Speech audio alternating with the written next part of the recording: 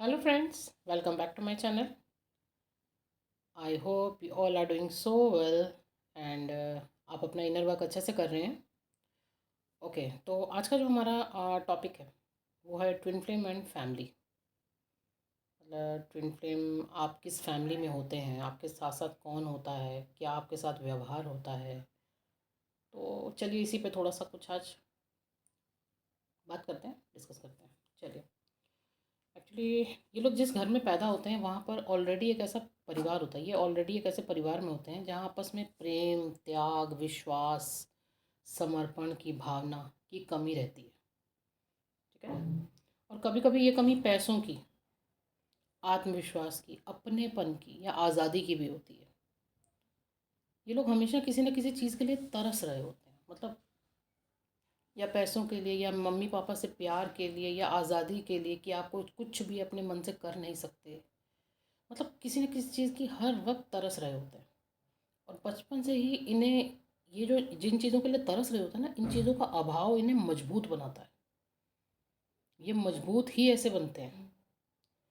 जो परेशानियाँ आम बच्चों के लिए बहुत बड़ी होती है ना, मतलब को आम बच्चे अपने आसपास आप देखते थे बचपन में कि वो छोटी छोटी दिक्कतों पे बड़ा रो रहे हैं, वो हमारे लिए बड़ी मामूली होती हैं, क्योंकि हम ऑलरेडी अपने घर के अंदर इतना कुछ देख चुके होते हैं ना कि हमें उनकी परेशानियाँ देख के लगता है यार यार, मतलब ये इन चीज़ों के लिए रो रहा है।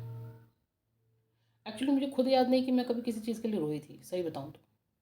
मतलब सहन शक्ति और समझदारी तो शायद हम लोगों में ना कूट कूट के भर दी जाती है बचपन से ही।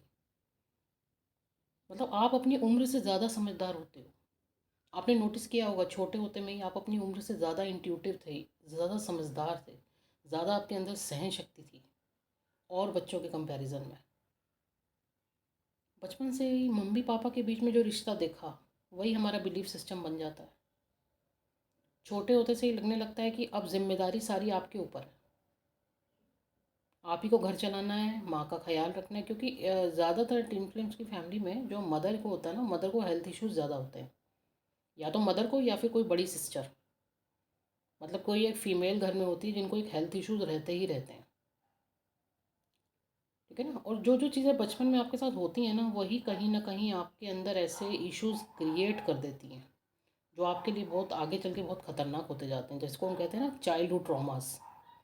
कुछ कुछ ऐसी चीज़ें आपके साथ होती जाती हैं क्योंकि आप किसी को बोल नहीं सकते। घर में आपका एक क्या बोलते हैं उसको, डिसफंक्शनल फैमिली वाला सिस्टम है। किसी से आप खुल के बात नहीं कर सकते, कोई आपको प्यार नहीं कर रहा है, तो इतनी चीज़ें आपके अंदर होती जाती हैं कि वही आपके इश्यूज़ बनते जाते हैं। और दूसरा, ट्विन फ्लेम्स को ना बचपन से ही अन्याय बर्दाश्त नहीं है। क्योंकि चाहे वो अपनी फैमिली में हो, जैसे कोई मेल पर्सन है और फीमेल पे हाथ उठा रहा है या और भी किसी तरीके से, अन्याय बर्दाश्त नहीं है। क्योंकि ये लोग खुद भी आज़ाद रहना चाहते हैं। इन लोगों को कोई बंधन में बांधे कि यार तुम ये मत करो, तुम यहाँ मत जाओ, तुम ये नहीं कर सकती, तुम वो नहीं कर सकती, इस टाइम कहाँ जा रही हो, उससे क्यों बात कर रही हो। ये बंधन में रहना नहीं आता ट्विन फ्लेम्स को। उनको बंधन में रहना पसंद ही नहीं है। और ऐसे ही बंधन जब वो खुद भी नहीं रहना चाहते तो वो दूसरों को भी नहीं देते हैं। और जब वो अपने परिवार में ऐसा कुछ देखते हैं ना कि कोई मेल पर्सन फीमेल के साथ ऐसा कर रहा है, तो उनको बर्दाश्त नहीं होता है। वो इनकी फैमिली में कोई ना कोई एक नार्सिसिस्टिक ज़रूर होता है। चाहे आप अगर अगर जो आप सुन रहे हैं, आप अगर मैरिड हैं तो चाहे हो सकता है आपकी फैमिली में पहले रहा हो या आपकी शादी ही किसी नार्सिसिस्टिक से हुई हो। कोई एक नार्सिसिस्टिक तो आपकी फैमिली में ज़रूर होता है जिसका हर हाल में अपनी चलानी है और आपको अपने शिकंजे में रखना है। समझ रहे हैं ना, मतलब आप शिकंजे में, चाहे वो झूठा प्यार दिखा के अपने शिकंजे में रखे, चाहे वो डंडे के ज़ोर पे रखे, है ना। डिपेंड ऑन सिचुएशन, उनको किसी भी तरीके से आपको अपने कब्जे में रखना है। और अगर आपकी शादी किसी कार्मिक से हो गई है तो फिर तो बस भगवान ही बचाए। मैं मजाक कर रही हूँ, एक्चुअली ये सब होता तो हमारे लिए ही है। तो मतलब आपको अपने अकाउंट्स क्लियर करने हैं उसके साथ, इसीलिए आपकी शादी वहाँ हुई है। खैर, अब ये तो पर्सन टू पर्सन डिपेंड करता है।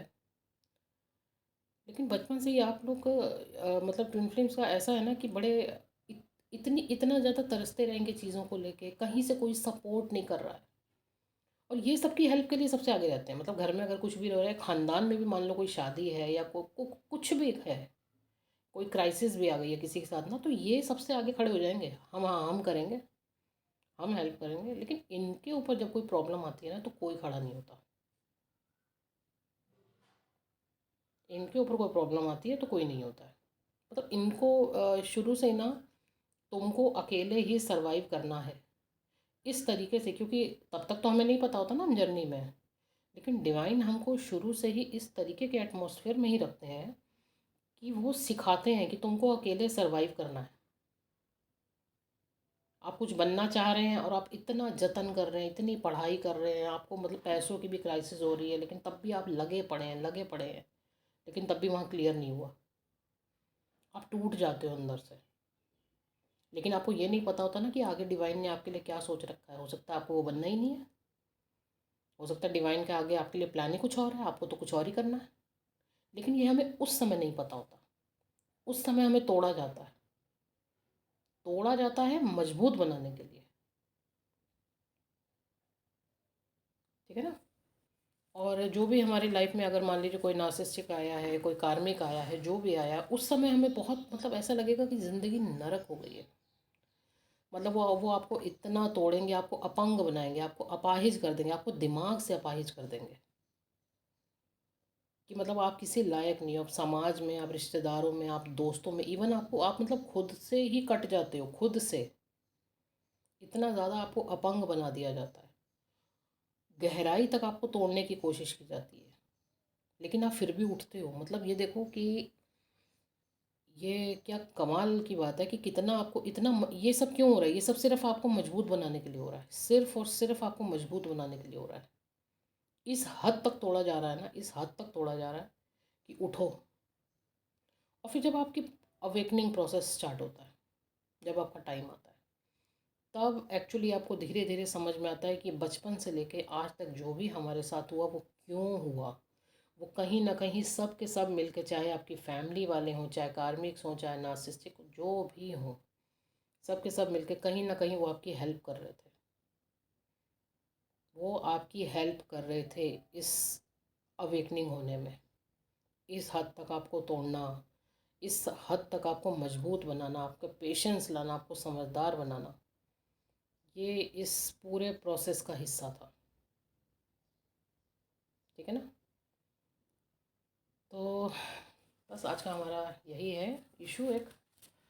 तो जब आपकी अवेकनिंग होती है उसके बाद तो धीरे धीरे आपको सब समझ ही आ जाता है। आप ऑलरेडी इतना कुछ देख के आ चुके हो, इतना कुछ आपके साथ हो चुका है कि अब आपको ये इनर वर्क करना और आगे बढ़ना, ये तो कुछ नहीं लगता है। ये तो मतलब इतना इजी वर्क लगने लगता है ना कि ये तो कुछ भी नहीं है। आप इतने बड़े बड़े पहाड़ झेल के आए हो, आपके साथ इतना इतना कुछ हुआ है, और आगे अब आपको ये करना है, यहाँ जाना है। अरे ये तो मतलब कुछ भी नहीं है। ये तो डिवाइन ने आपको ऑलरेडी इतना कुछ दिखा दिया, इतना कुछ समझा दिया। अब तो बस फटाक फटाक आपको चढ़ना है, सीढ़ियाँ चढ़ना है इनर वर्क की, और आपको वहाँ पहुँचना है जहाँ आपके लिए सब कुछ तैयार है। सब कुछ तैयार है। आप क्या बनना चाहते थे, लेकिन वहाँ आपके लिए क्या तैयार है, तैयारी आपकी हो चुकी है पूरी। ठीक है जी। चलिए, बस आज का छोटा सा यही टॉपिक था आपके फैमिली को लेके। आप कहाँ बड़े होते हैं, क्या क्या होता है आपके साथ। तो जिससे कुछ भी रेजोनेट हो मुझे बताइएगा कमेंट सेक्शन में। ठीक है जी। और अगर किसी को पर्सनल गाइडेंस चाहिए तो वो भी मुझे कॉल मैसेज कर सकते हैं। Okay ji, thank you so much.